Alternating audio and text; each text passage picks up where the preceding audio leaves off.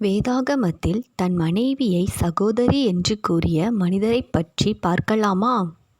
Abraham மற்றும் அவரது மனைவி சாராள் கேரார் என்ற நாட்டுக்கு பயணம் செய்தார்கள்.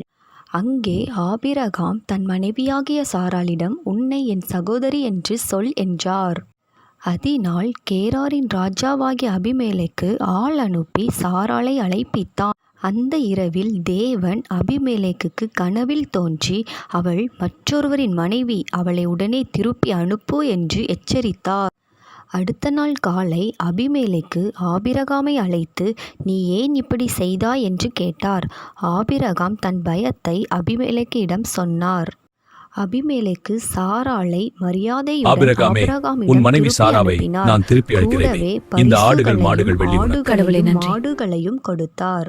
சாராளி நிமித்தம் கர்த்தர் அபிமெலேக்குடைய வீட்டாரின் கர்ப்பங்களை எல்லாம் அடைத்திருந்தபடியால் ஆபிரகாம் தேவனை நோக்கி வேண்டிக் கொண்டான்.